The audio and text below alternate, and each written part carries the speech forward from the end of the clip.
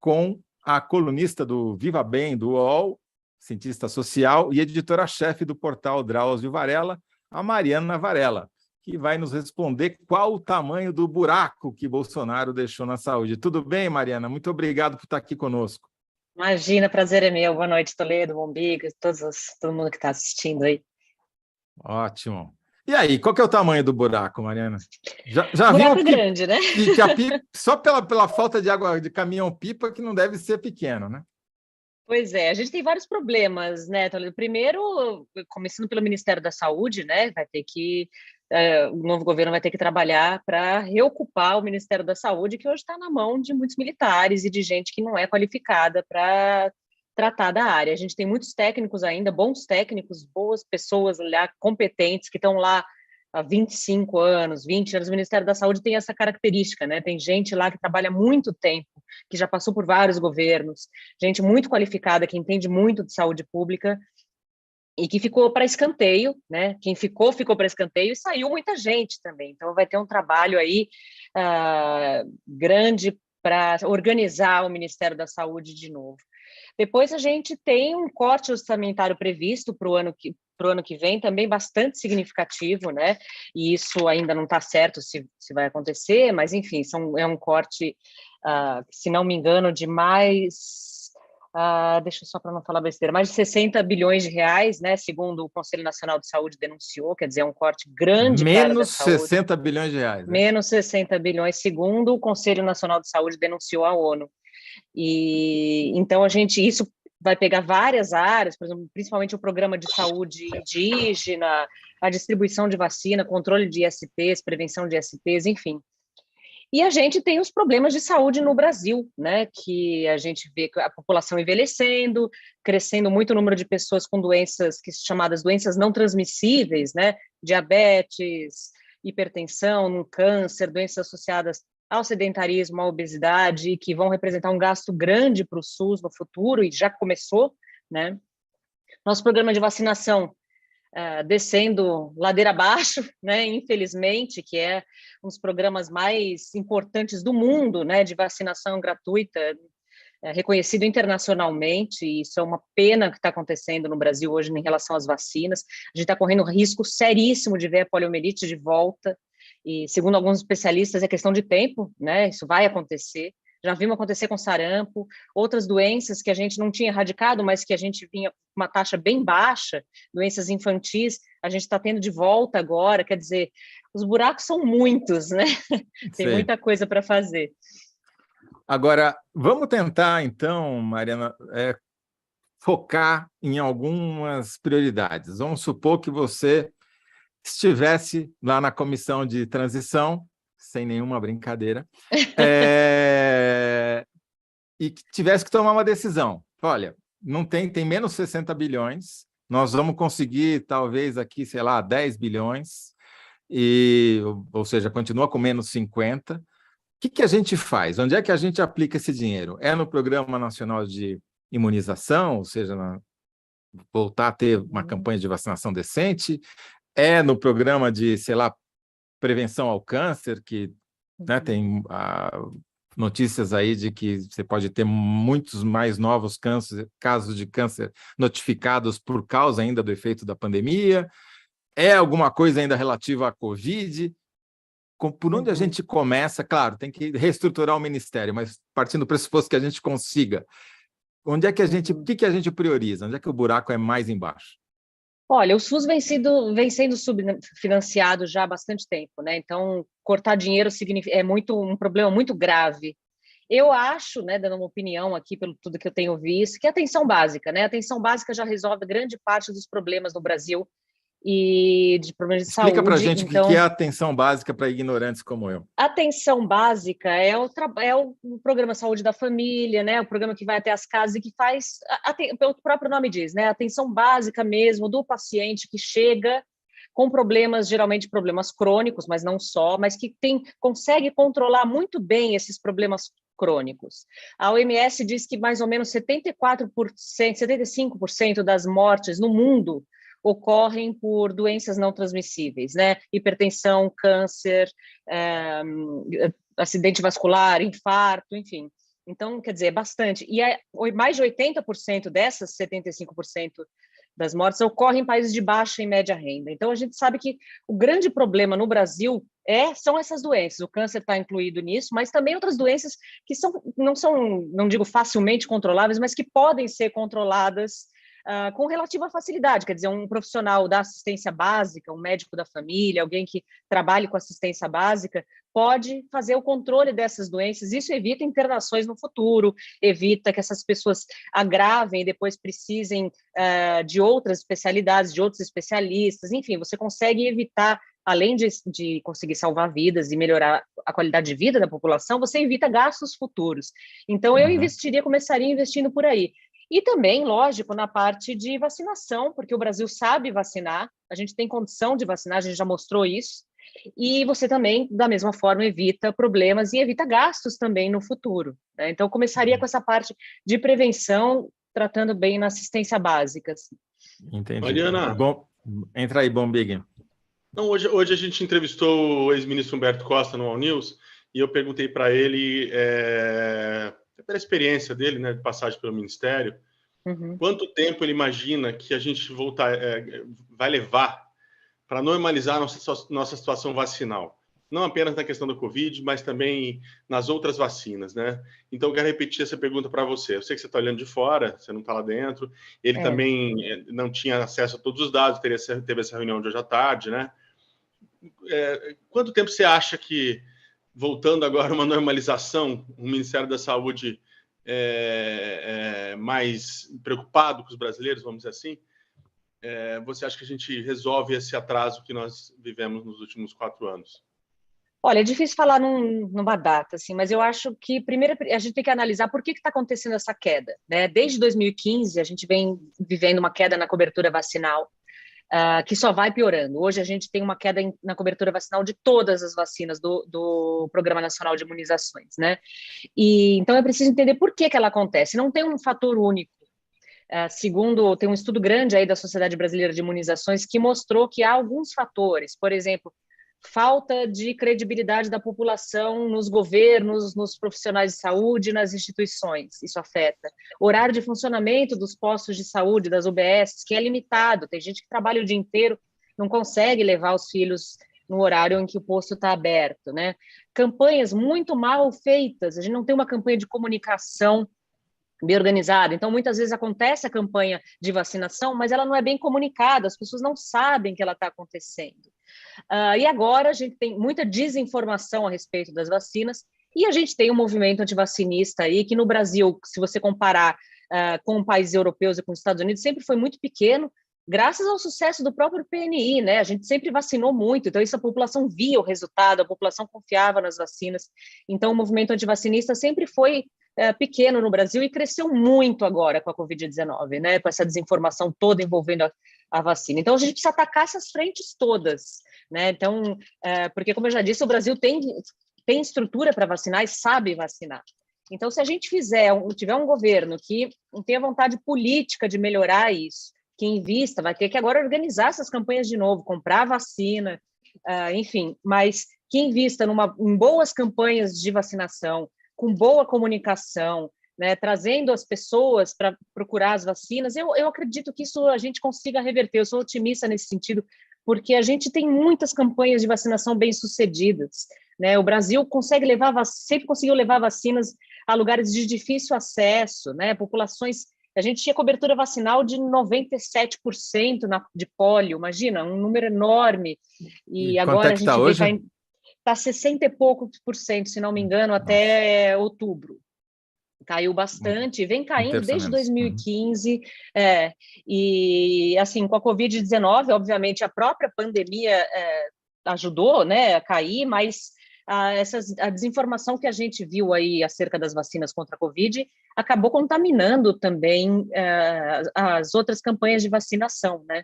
Isso ficou muito claro para a gente, assim. Quer dizer, o legado do Bolsonaro, o buraco que ele cavou, não é apenas um buraco orçamentário, não é apenas um buraco de descaso com a vida das pessoas, já vista aí os caras simplesmente cortarem o abastecimento de água para quem não tem água, é também uma mudança cultural, né? Aparentemente, aquilo que não existia, que era o movimento anti-vacina, passa a existir. Passa a existir e conseguiu se organizar, né? Eles ocuparam muitas redes sociais, conseguiram.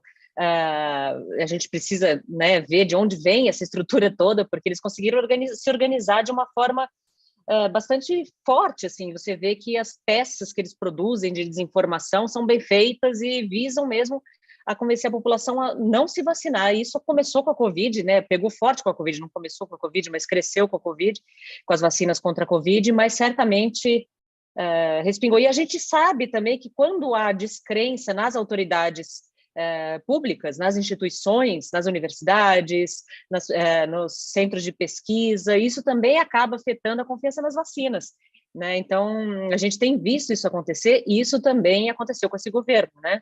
Uhum.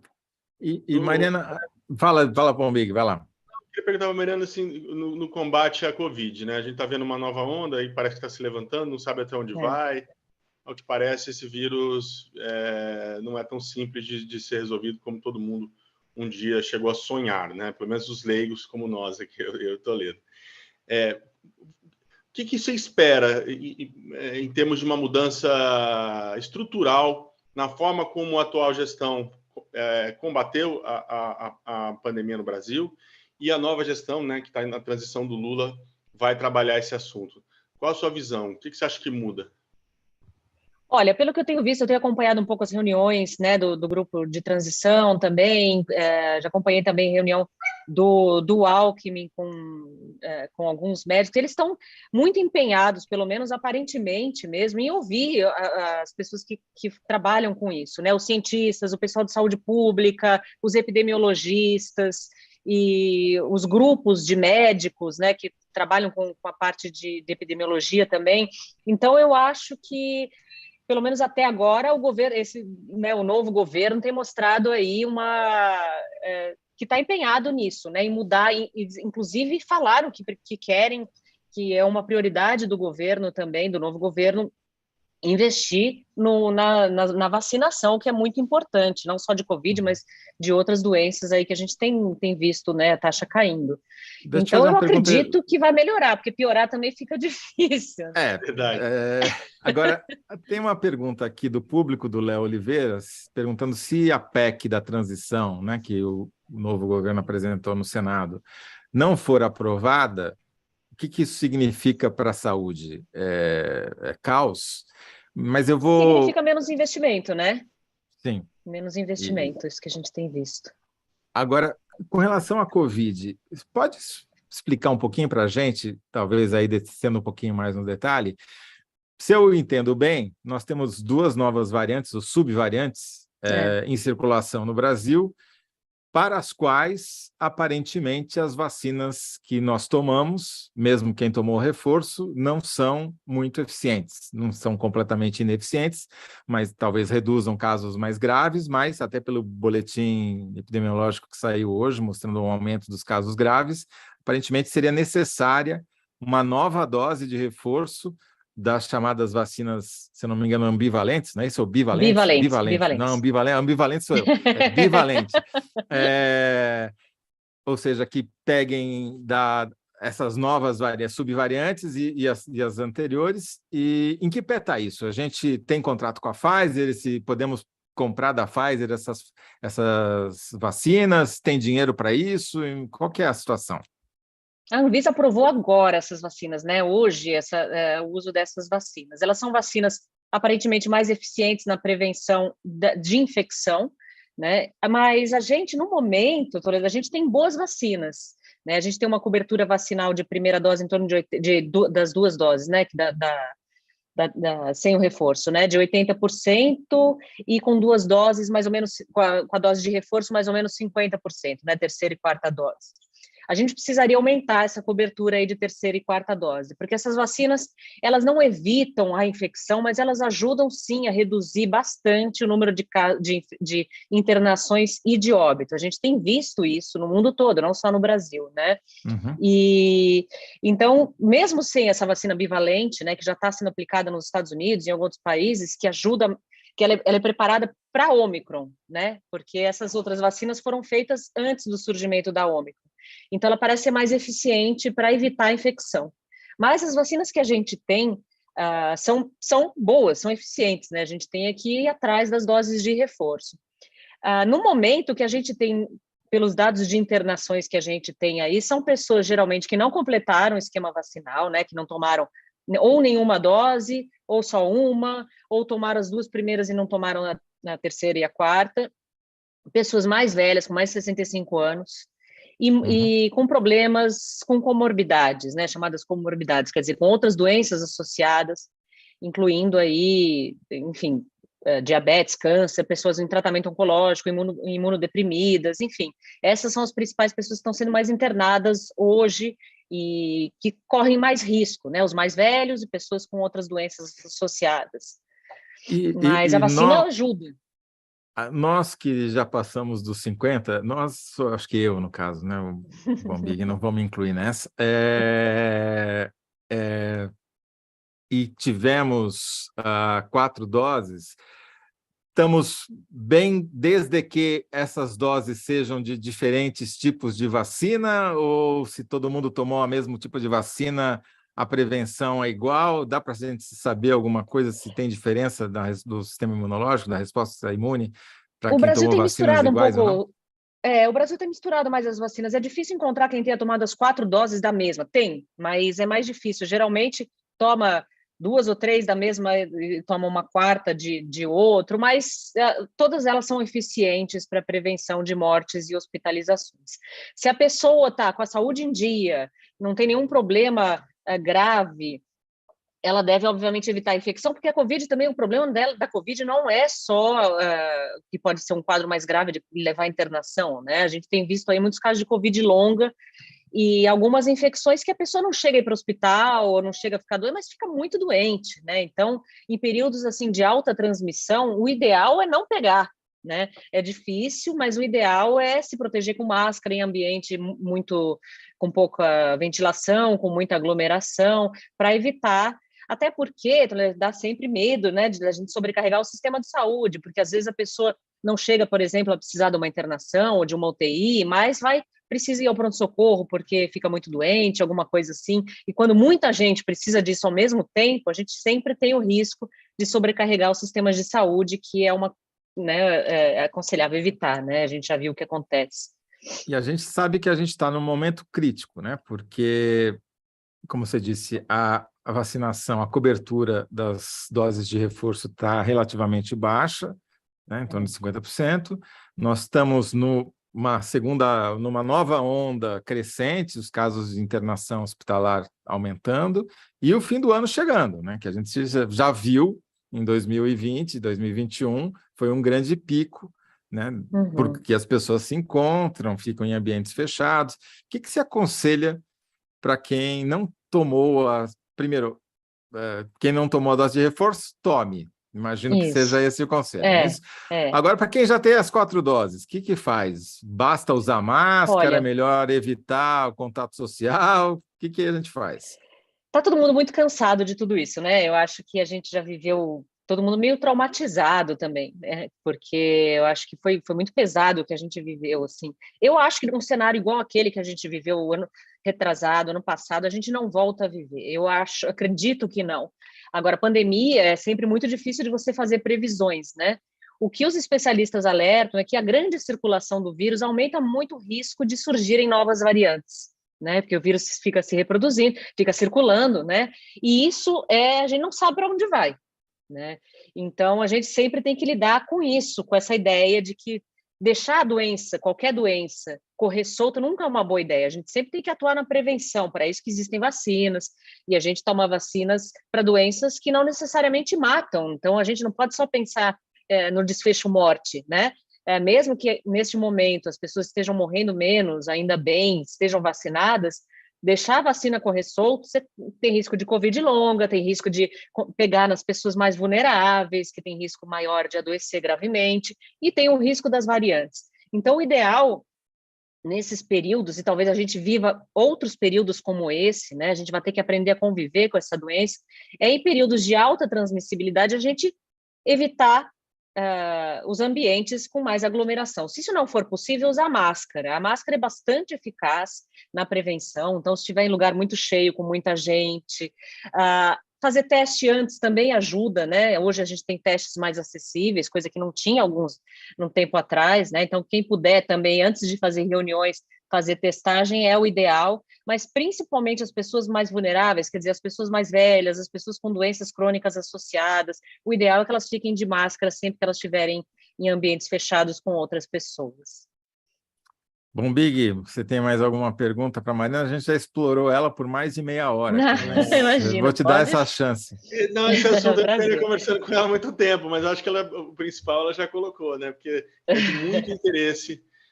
Todo mundo, como ela mesmo disse, ninguém aguenta mais, né? Todo mundo já pagou boa parte dos seus pecados nos últimos anos aí. Alguns ainda precisam pagar, porque pecaram demais, né? Não tem gente. Pois eu estou falando de alguns que deixa para lá. Mariana, a gente tem aqui... Fala, desculpa. Não, termina.